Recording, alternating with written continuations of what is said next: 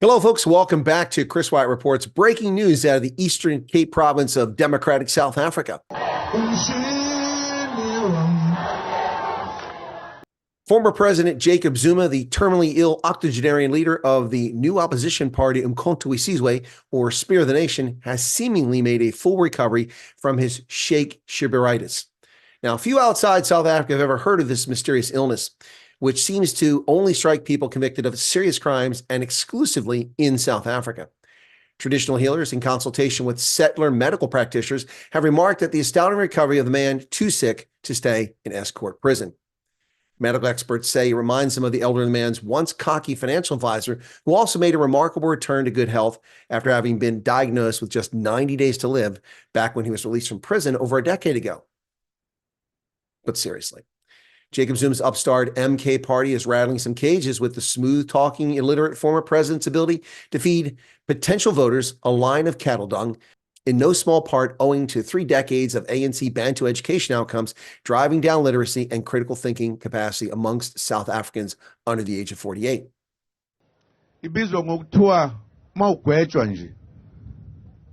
JC says we will change laws. Why? Well, because we're being tried and convicted using Roman Dutch law. Is this unusual? We've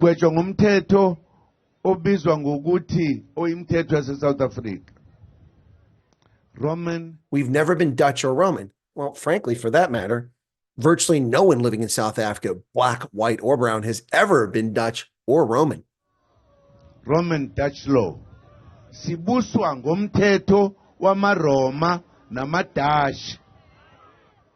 Jay-Z says we must be governed by African law.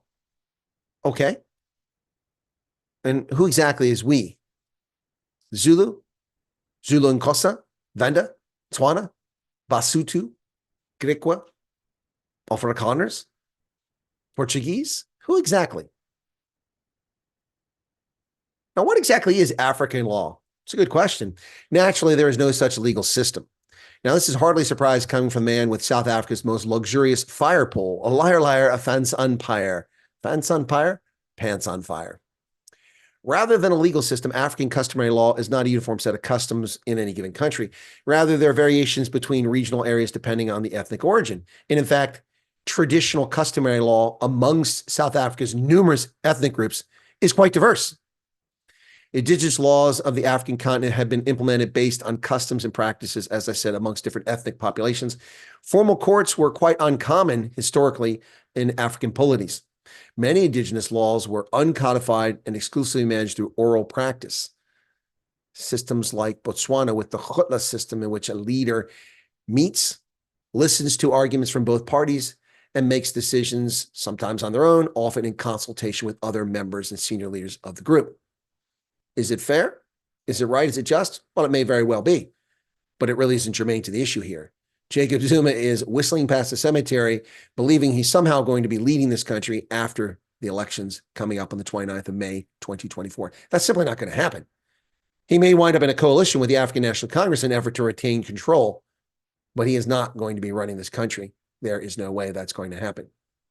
And there'll be no change in laws. This is simply a fraudulent politician telling people with low information what they want to hear. And that's what politicians always do.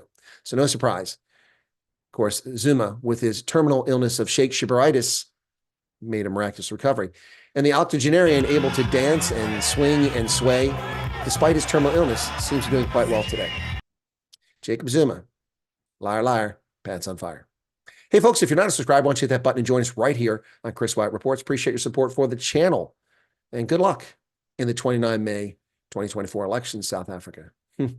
South Africa, Azania, Mzansi, whatever you call yourselves, you've got a challenge ahead. Cheers.